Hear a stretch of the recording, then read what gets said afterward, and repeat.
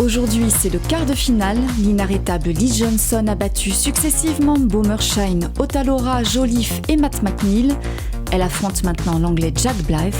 Va-t-elle une nouvelle fois l'emporter ? C'est ce que nous allons voir avec Marc et Bruno aux commentaires. À vous, messieurs. La joie, le plaisir et le privilège de vous retrouver pour la suite de cette 13e édition de la Bowling Promotion Tour Master Series. On est au bowling La Sphère ici à Fontaine-le-Comte. On continue avec ce format palpitant du Step Ladder. On va retrouver tout de suite Bruno Bidon, ancien joueur de l'équipe de France, premier joueur français à avoir évolué en PBA, mais on s'attelle maintenant au match du 7e tour, ce qui veut dire qu'on se rapproche de la super finale. Liz Johnson, la membre du Temple de la Renommée, face à Jack Blyth, le Britannique. Jack Blyth en train de s'équiper. Bruno, bonjour à vous. Et là, ça va être un match absolument exceptionnel. Ah, et bonjour Marc, c'est clair que c'est quand même une belle affiche. Un jeune joueur anglais qui en veut et une institution. Donc là, qu'est-ce qui se passe concrètement ? Jack Blyth a très bien joué les 18 lignes de qualif. Il affronte Liz Johnson. Il doit avoir quand même un peu la pression, Jack. Mais il attaque quand même très fort avec une boule. Écoutez, je vais vous dire sa vitesse tout de suite parce que là, il a envoyé une petite ogive. Je vais vous dire ça tout de suite. Il a joué à 29 à l'heure, Marc, quasiment. Alors ça donne une indication parce que Jack a un très haut backswing. Tout de suite, je vous parle un peu de technique. C'est-à-dire que la boule part très haut dans le dos et il a une fluidité au moment du lâcher qui est assez exceptionnelle pour un jeune joueur. Et il a beaucoup d'explosivité. Alors, on va voir la réponse maintenant de Liz Johnson. Oui, qui n'est absolument pas décontenancée par ce qu'elle vient de voir. Elle qui enchaîne les matchs, qui est là depuis plusieurs tours et qui enchaîne également les victoires. Voilà la réplique. Et tu pensais m'intimider avec ça? C'était la question d'ouverture et la réponse elle est là, la réponse. Elle a dit, je suis là mon petit gars, accroche-toi parce que je vais pas te lâcher. Donc c'est une entrée en matière relativement intéressante. Les deux joueurs se neutralisent et on continue, on part sur la frame numéro 2. Et l'avantage pour Liz, c'est qu'elle peut continuer sur la lancée. Elle a ouvert avec un strike et elle peut doubler d'entrée également pour transférer la pression de nouveau sur les épaules de Jack Blyth. C'est tout à fait ça. Et Jack, son petit désavantage, c'est qu'il est jeune. C'est un jeune joueur de 18 ans. Il y a une qui, c'est la 10 debout. Ouais. Dommage. Elle a joué à 27 à l'heure, donc elle a un petit peu accéléré la boule. Donc là, après, tout est possible sur ce type de match. Normalement, l'avantage est au numéro 3, c'est-à-dire Jack Blyth, parce qu'il a moins de matchs, il est moins fatigué psychologiquement également. Et Liz, elle enchaîne déjà 4 matchs. Donc. Mais après, l'école inverse, c'est que Liz maîtrise totalement le wheelage. Elle a ses trajectoires, elle a ses petites habitudes sur la piste, alors que Jack, lui, il s'installe dans la piste. Donc, c'est difficile à dire qui va prendre l'ascendant sur l'autre sur le plan technique. Après, sur le plan mental, les deux joueurs sont à peu près dans la même condition.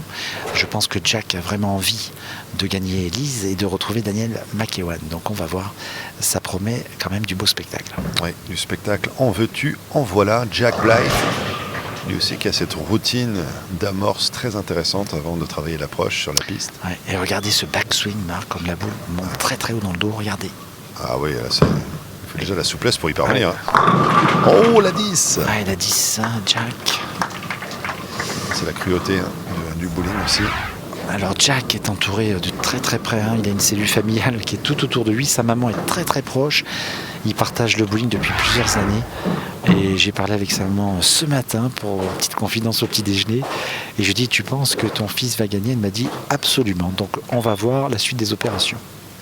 Écoutez, c'est le moins qu'on puisse attendre d'une maman, ceci dit, Bruno. Ça, c'est vrai. Mais bon, quand on voit qu'est-ce qu'il y a devant, Daniel McEwan, il faut être quand même assez confiant. C'est sûr. Et regardez cette boule de sperme, Marc, comme elle est belle. C'est pas mal, ça. Un petit peu coloré, là. Mais bien sûr. C'est beau, Moitié jaune. Ouais, moitié blanche, moitié rouge. C'est très sympa. Ça fait trop de moitié, ça, je crois. Ah oui, il y en a 3. Regardez, elle arrive. C'est une boule IBF, Fédération Internationale de Bowling. Tout simplement. C'est les couleurs de la Colombie, vous voyez, avec le jaune. C'est vrai. Jaune et bleu. C'est une boule spéciale qu'il a eue pour les championnats du monde junior. Donc je vous donne l'info, Marc. Wow, vous savez tout. Je suis bien renseigné. Vous êtes un peu notre envoyé spécial dans les coulisses du bowling international. Jack Blyth avec ce moment important dès la 3e frame. Une grosse tension. On a un strike de part et d'autre, spare de part et d'autre. Et là, c'est l'occasion vraiment de construire pour la suite. Construire. ensemble, construisons notre avenir. C'est ça. La construction. Fine, hein. Ouais. Elle est fine, il laisse la quille 2. Alors Jack, lui, il a d'autres petits rituels. Alors regardez, il a un petit sachet un petit peu de magnésie, hein, c'est pour garder la main totalement sèche. L'autre petit, alors je vous explique un peu les jargons bowling, hein. Là il a son petit chiffon pour enlever l'huile de la boule, et après on met la main sur le retour de boule, il y a de l'air qui sort, donc c'est pour avoir la main totalement sèche au moment du lâcher, très important bien évidemment dans cette discipline. La magnésie, on utilise ça il y a beaucoup de joueurs qui utilisent. Oui. On le voit pas forcément souvent. Pas tout le monde, mais dans le sachet là, c'est pas vraiment de la magnésie, ça ressemble, hein, c'est une matière asséchante. C'est pas la magnésie de l'haltérophilie. Non, c'est pas la même, voilà. Okay. C'est une matière qui permet de garder la main très sèche, et c'est très important bien évidemment au bowling. Et Liz Johnson, a une petite fenêtre de tir marque, elle pourrait striker et prendre un petit avantage. Avantage Liz peut-être. Avantage Liz, oui. Avantage Liz Johnson, troisième femme. Moi, elle m'impressionne. C'est la première fois que je la commente en direct, hein. Je l'ai vu bien sûr gagner tous les tournois pro, j'en ai vu pas mal. Elle a gagné plusieurs fois l'US Open. Mais là je la vois en vrai très près des pistes, et ce qui m'impressionne c'est cette régularité, c'est une machine, et là on le voit vraiment, hein, c'est impressionnant. L'émotion, il n'y en a pas en fait, hein. Elle joue. C'est ça. Boule après boule. C'est ça. Et c'est vrai qu'on peut rappeler qu'elle est là depuis le troisième tour de mémoire. Elle avait été face à sa compatriote Lindsay Boomershine, 192-184, la victoire. Ensuite, elle a battu Manuel Otalora, le Colombien, Gwendal Joliffe, le Français, Matt McNeil dans le 6e tour. Et maintenant, elle est face à Jack Blythe et elle continue encore et encore. Et oui, c'est ça qui est fou, Marc. Elle continue ses séries de strikes. Quand est-ce qu'elle va s'arrêter? Peut-être à la fin, parce qu'elle va peut-être aller jusqu'au bout. Jusqu'à la finale, c'est Dennis Greenhide. Elle est incroyable. Alors, petit clin d'œil aussi à Jack, sur son maillot, regardez, il a une petite... C'est lui, hein, un dessin un peu parodique, c'est très marrant, ouais, j'adore. Caricature. Ouais, c'est fou, hein. C'est sympa, hein. Les jeunes, ils font des petits clins d'œil comme ça. Je trouve ça très original et très sympa. C'est ce qu'il faut, des personnalités. Ah, magnifique ce strike de Jack. Ouais, il se remet dedans, Jack, tranquillement. Mais alors, il est venu l'année dernière, pour info, il n'avait pas le même comportement. C'est-à-dire qu'il avait un comportement, c'était la première fois qu'il faisait des matchs télé, il avait les yeux toujours grands ouverts. Et là, ce que je constate, c'est qu'il a l'habitude maintenant de la télé. Il est focus, comme on dit, sur son jeu. Il est vraiment dans le match. Il n'y a rien qui le gêne. Et donc, il joue son jeu. Il y a une grosse différence entre ça et l'année dernière, entre cette année, et l'année dernière. Et ça compte à haut niveau. C'est un peu le processus de maturation au fur et à mesure du temps. On engrange de l'expérience. Et c'est ça, voilà. Et Jack est vraiment dedans, là on le voit, hein. Il est dans le match, il n'est pas distrait, et va-t-il doubler? Ah, dommage. À 10. À 10 qui reste debout. Attention avec Liz qui est à l'affût. Alors ce qui est très dur, hein, c'est quand vous avez Liz Johnson face à vous et vous commencez à enchaîner les 9, ça vous énerve, hein, parce que vous vous dites je vais être puni. Et c'est ça. C'est un peu ce que disait Matt McNeil dans l'interview d'après-match lorsqu'il a subi cette défaite face à Liz Johnson, où tout s'est joué sur une boule. Matt nous disait, écoutez, c'est de ma faute qu'on en soit arrivé là. Je n'avais qu'à soigner mes boules avant cela et je n'aurais pas eu cette situation un petit peu compliquée. Et c'est ça. Ben oui. Et chaque 9 qu'on voit, finalement, ça met le joueur dans cette disposition qui risque à un moment donné d'avoir une boule qui pourrait faire la différence entre victoire et une. Ah, c'est exactement ça, et Marc. Et ce qui se passe, c'est que Jack ne joue pas mal en fait. C'est ça qui est fou, il joue pas mal, mais il joue sur pression, on va dire. Il est un peu plus il s'énerve un peu quand il lâche la boule, il est moins relax parce qu'il sait que derrière, quoi qu'il arrive, Liz risque de striker, de doubler, de tripler, de quadrupler. Qu'est-ce qui se passe dans sa tête? Eh bien, il est moins relax et ça joue beaucoup au bowling, ça. Alors Liz va-t-elle tripler? Elle fait ses petits pas, vous avez vu, c'est fou cette gestuelle. Ouais, c'est ritualisé. Hein, ouais, et après il y a 3 petits coups vers la gauche, c'est très impressionnant. Après, il y a le façon. Ouais, superbe. Encore 3 à la suite, Bruno. Ouais. Il y a ces petits pas, ensuite les grands pas, et ensuite on libère la boule et le bras qui sert de balancier comme ça. C'est incroyable. Alors on avait Valentin Saunier, Strike Machine, mais là on a Woman Machine, hein, parce que je ne sais pas comment l'appeler d'ailleurs. Mais... Wonder Strike Machine, c'est Woman. C'est ça. Ah là là, qu'est-ce que c'est incroyable. Ouais, très très fort. là, elle est en train de trouver son jeu à la fin du tournoi, mais c'est là où il faut en fait, c'est dans les finales télé que tout se joue. Et elle était, je vous dis, je vous le répète encore, mais elle est passée à côté des qualifs, mais alors là, elle passe pas à côté de ses finales. Aïe, aïe, aïe, alors là, c'est le big split. Ça n'existe pas le terme, c'est moi qui viens de l'inventer. Oui, mais c'est ça, hein, 7-10, c'est le c'est plus Jean-Claude Van Damme. Ouais, c'est ça, c'est le Grand écart. Grand écart. C'est le plus dur à faire. Alors bon, sur cette combinaison de quilles, c'est simple, vous tapez très très fort une de quilles, assez fine. On pourrait être c'est la première Open Frame, je crois, pour Liz Johnson de ce Master Series. Ah, vous pensez? J'ai pas regardé les stats, mais c'est possible. Elle a raté. Et en fait, là, sur cette combinaison, vous tapez très très fort une des deux quilles légèrement à droite pour qu'elle aille taper le kickback sur le côté, qu'elle remonte sur la piste, mais il faut jouer très très fort. Elle a quand même joué à 31 km/h, mais ça n'a pas suffi. Et donc, on fait un petit point score, 126 à la 6. Et Jack revient. Il revient tranquillement. Alors, est-ce qu'il va revenir totalement? Je ne peux pas vous dire. Mais il revient. Écoutez, on va le découvrir ensemble, en tous les cas. Alors, Jack, frame 6. Ah, magnifique. Et là, c'est la force de frappe. Il sait qu'il a une occasion. Il a vu son adversaire peiner sur la frame précédente et il s'est dit c'est maintenant. Il bondit sur l'opportunité. Ah bah là, il se gêne pas lui non plus. C'est ça. Tous ces joueurs de ce niveau, là, ça y va de suite. Dès qu'il y a une fenêtre de tir, elle est pour lui. Il faut y aller. Un trou de souris, il faut s'immiscer dedans, il faut y aller. C'est ça. Aucune retenue parce qu'il y a déjà le triplet de retard, effectivement.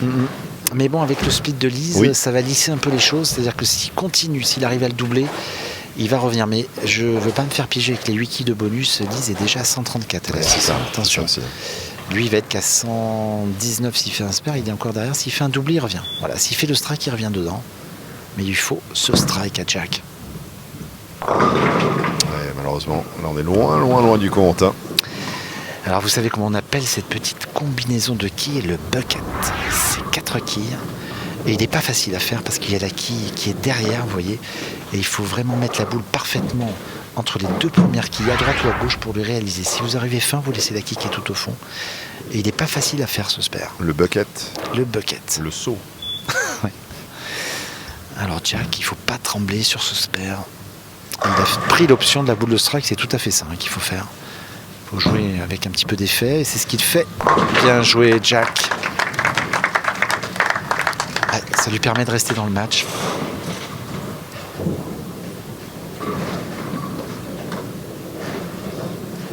Ouais. 129 à la 7, et Liz Johnson est déjà à 134 avec handicap à la 6. Elle n'a pas joué cette frame. C'est fou. Johnson, voilà, elle sort, on se souvient, du 8-1 sur la 6, attention. Open frame sur la 6. Lise est bien capable de le mettre. Oh, belle boule, belle boule. Ouais, belle boule, très très belle boule. Je l'ai vu à la pause, je l'ai vu à la pause, hein, Marc, elle joue très très bien là, elle a un petit peu ralenti la boule, je pense on va regarder la vitesse. Et la boule a plus de révolution, c'est-à-dire qu'elle tourne plus sur elle-même. Et regardez, 25-75. Oui, 25-75, c'est ça. Et donc elle a ralenti un peu parce qu'elle jouait à 27 tout à l'heure. Le 29 qu'on voit, c'est le spare de Jack. De Jack, qui a envoyé quand même une petite mine. Hein, on dit 30 à l'heure, ça va vite. Ça voyage vite sur une piste de bowling, croyez-moi.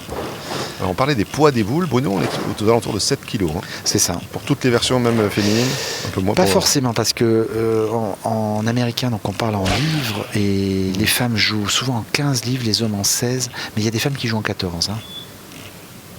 Et l'avantage d'avoir une boule lourde par rapport à une boule molle. Oh, superbe. Oh là là. 2 d'affilée. Et comment se dédouaner après l'open frame de la 6e frame. Ah et là, mais attendez, vous avez vu ce doublé là, elle a couché les quilles. Waouh. Je pense que dans la tête de Jack, ça doit commencer à gamberger un petit peu. On retrouve moins la sérénité de début de match. Hein. Et oui, hein, il est plus dedans, on le voit, hein, il est moins facile. Mais qu'est-ce que vous voulez faire face à ça? Vous avez la meilleure joueuse du monde qui enchaîne. Je sais pas, il doit se poser quand même quelques questions. Il a lâché l'affaire là. La boule n'est pas dans la bonne zone de jeu, est trop écartée à droite et il laisse ses 3 quilles. Alors ça fait pas ses affaires parce qu'il a fait 6 tout à l'heure, là 7. Et je vous dis, à haut niveau, vous fait strike 9. Et là 6 et 7, c'est un mauvais signe pour Jack. Alors juste pour finir, Bruno, sur le propos que nous tenions avant par rapport au poids des boules, est-ce qu'on a un avantage à avoir une boule plus lourde par rapport à une boule plus légère par exemple? Alors en théorie oui, mais en pratique pas forcément, parce que les 8 lâches que nous avons en compétition, c'est pas le poids de la boule qui compte, c'est la qualité de la technique, c'est-à-dire de la révolution, de la coque. Et en fait, le poids a tendance à pousser les quilles vers le fond. Quand vous jouez avec une boule plus légère, vous avez tendance à avoir un meilleur brassage des quilles. Donc il y a 2 écoles, c'est pareil. Il n'y a pas une vérité scientifique, on va dire, ça dépend de beaucoup de paramètres. Absolument, très très belle réponse. Merci. Bruno, le professeur Bidon. On va vous appeler le professeur. Oui, c'est pas mal ça. C'est sympathique. The professor. C'est bien. Je vieillis, c'est vrai. Hein, vous savez. Je vais bientôt avoir des cheveux blancs. Alors écoutez, Et des lunettes. En cheveux blancs, je pense que je vous bats. C'est vrai. Par contre, en lunettes, je n'en ai pas encore. Donc, Je vais bientôt avoir les cheveux blancs et vous les lunettes. Il n'y est plus, Jack, ça y est. Alors là, il y a une explication à ça. La première, c'est que mentalement, je crois qu'il a lâché l'affaire. C'est-à-dire qu'il s'est dit, dès qu'il a plus, à partir de la 7e frame, il a malheureusement pas enchaîné strike. Il a fait 6, après 7 et maintenant 8. Et mentalement, il n'y est plus. Donc ça veut dire que là, il se dit, c'est bon, Lise est meilleur que moi. Et là, ça pardonne plus les pistes. Hein. Quand vous n'êtes plus mentalement dedans, c'est fini. C'est fini, total, c'est fini. Et oui. Et Lise, elle est tranquille. Hein. Lise, elle est tranquille. Elle est tranquille, elle le sait. Et on voit cette sérénité affichée. Son langage corporel beaucoup plus décrispé. Elle déroule son schéma comme elle fait match après match depuis bien longtemps maintenant sur cette piste. C'est clair, hein, c'est fou. Hein. Ah là là. Elle a fait juste un split, mais c'est le 7-10, hein, sur une boule quand même qui était mi-poche, mais c'était pas une mauvaise boule. Hein. Mais Lise est impressionnante aujourd'hui. 3 petites avancées du pied gauche, le pied droit qui arrive. Ouais, c'est marrant. Hein. Gros orteil au niveau du talon. Et 1, 2, 3, grand pas, et c'est parti. La machine Johnson. Oh, la qui danse le tango, mais qui reste debout. Regardez ça. Elle a fait un petit tour de tango. J'aime bien cette expression, Marc. Elle a bien bougé. Hein. Elle a bien bougé. Oh, elle joue vite. Hein. Regardez, elle joue. Ah oui, là. Elle joue vite le spare. Elle est vite partie, là. Hein. Elle se pose pas de questions. Je le spare et j'y vais. Je balance. Ouais. Elle n'a pas tremblé. Sur la Foundation Frame, elle fait le spare, malheureusement. Enfin, elle a quand même bien opéré avant cela. Jack Blythe, un petit peu plus en difficulté maintenant. Elise va continuer sur la 10e frame pour aller jusqu'au bout. Ouais, là, elle a quasiment gagné. Alors, Jack, il peut faire à fond 204. Elise, ils font simplement un petit strike, là. Petit strike, c'est gagné. Petit strike et c'est plié. C'est plié.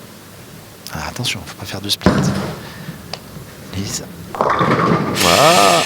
8, attention. On n'est pas sur un split, mais on n'est pas forcément dans la meilleure des positions. Attention. Attention, le jeu d'arithmétique de Bruno, le professeur Bidon. Mais regardez, si elle fait spare, c'est gagné. Mais par contre, si elle fait 1, elle perd le match. Elle peut perdre. C'est-à-dire que Jack aurait, avec un triplé, l'opportunité de gagner. Si elle fait le spare, c'est bon. Waouh. Il faut toujours être bien concentré. On prend sa boule de spare, Ouais. la boule toute rose. Les jambes L'arrêt. translucides. Ouais. Et c'est fait maintenant, le spare assuré. Bravo, Lise Johnson. Moi, je m'incline. Là, elle est quand même relativement machine de guerre, j'ai envie de vous dire, Marc. Ouais, c'est exactement ça. Wonder Lise.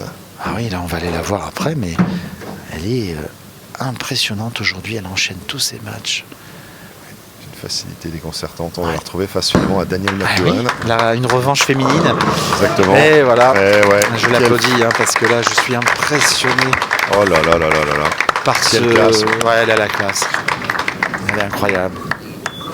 Incroyable talent, incroyable démonstration, année après année, tournoi après tournoi, la meilleure de tous les temps, 25 titres PBA, elle continue comme ça à terrasser l'adversité. Elle veut gagner le Promotion Tour, peut-être. Exactement. En De tout cas, s'installer à jamais dans ouais, l'histoire c'est du ça. Promotion Tour. Alors Jack, bon, ça compte pour du beurre, hein, comme on dit, c'est beau. Est-ce qu'il va faire strike du coup? Non. Ah bah si, Ah bah si. Il est relâché, il fait strike. Regardez, il a le sourire d'ailleurs. Ah oui. Ah, c'est fou, hein, le bowling, hein, Marc. Ah, je suis complètement d'accord. On se demande même pourquoi on donne 8 points d'avance. Il faudrait donner 8 points d'avance aux adversaires de Lise Johnson, Peut-être, quels hein, qu'ils soient. c'est une réflexion qu'on est en train de se poser. On va peut-être donner 8 quilles pour les garçons finalement. Et finalement, Je vais face lui à dire Daniel à Lise. McEwen, il n'y aura pas d'avantage de 8 quilles. 221 le score final donc pour Lise Johnson et Jack Blythe Allez Jack, qui a striké sur la première boule de la 10e frame. Allez Jack, il va peut-être le mettre. Bah, c'est Deuxième bien. aussi. Bien, bravo Jack. Il y aura une toute dernière boule pour sauver l'honneur avant de tirer sa révérence. Il est passé, il est venu, il est repassé. C'est ça. Mais face à Lise, c'est quand même problématique. Alors là, je pense que face à Daniel, ça va pas être la même histoire. Elle a du très très lourd en face. Ça va être très intéressant d'ailleurs, cette confrontation Lise-Daniel. La dernière boule de Jack. Et on encourage Jack Blythe pour la libération de sa dernière boule du match. Est-ce qu'on finit avec un strike? Oh non. 7 termine à 201. 201, ouais. Donc 20 points d'écart quand même. Et Lise Johnson, 221 avec handicap, Marc. Wow. Beau match en tout cas. Hein. Très beau match. Daniel McEwan est déjà là, prêt à en découdre. Elle arrive. On va assister sûrement à un super match. C'est la demi-finale à suivre, hein, Marc. Ça va être sympa à voir. Exactement. Lise Johnson d'un côté et puis Daniel McEwan de l'autre. Les stats de ce quart de finale. Johnson domine au strike 7 contre 5. L'anglais réalise plus de spares que l'américaine 6 contre 3. Une open pour Johnson. Score final de 121 à 201. Et tout de suite l'interview du jeune anglais avec Marc. On a été chercher pour vous, mesdames et messieurs, Jack Blythe, le Britannique qui vient de se faire éliminer par Lise Johnson, la meilleure joueuse de tous les temps. Jack, a quick reaction after this defeat. We were talking a little bit off camera here. You're saying, oh my lord, Liz is just so good, isn't she? She is incredible, and to be able to bowl a match against her on TV is something that I will treasure and watch for a long, long time. And it was a great match. My ball reaction was a bit off, and unfortunately that's why I left quite a lot of buckets and just slightly hitting the head pin. But overall, it was awesome, and I wouldn't change anything about it. Voilà, Jack nous dit effectivement, quand on a la chance, le privilège d'affronter Lise Johnson sur une piste de bowling, c'est un moment vraiment privilégié, un moment qu'il va chérir toute sa vie, il va garder ses images, il regardera le match à l'avenir. C'est vrai que sa réaction de boule était quelque chose qui le surprenait un petit peu, il n'a pas réussi à trouver finalement la solution à ce problème, mais en tout cas un grand souvenir. Jack, walking away, we're about to pull the curtain down on this French event, this mini Tour de France of sorts. In the bowling world, what are you going to walk away with from this experience, a couple of days here on French soil? I mean, I did the tour last year, and it was just incredible to meet new people. And we've been blessed to have some of those people from last year come as well, and also to meet some new faces as well. It's the tour's just so special, and I'm so glad that I came and did it last year, because I'll definitely be coming and doing it every year if I possibly can. And I'm looking forward to next year already. So got a couple more matches to go, and then we can go and enjoy watching the matches when we get home. Thank you. Voilà, Jack nous dit effectivement, il avait déjà pris beaucoup de plaisir l'an passé sur le tour. Là aussi, c'était la même expérience, version 2, si on peut dire, avec d'autres rencontres, de nouvelles amitiés qui ont été créées et de beaux matchs qui se sont déroulés. Il a hâte de regarder évidemment ces matchs, la fin de ces matchs ici du côté du bowling à Fontaine-le-Comte, mais aussi les images lorsqu'elles seront proposées à la diffusion. Thank you so much, Jack. Look forward to seeing more of you in the very near future. Thank you.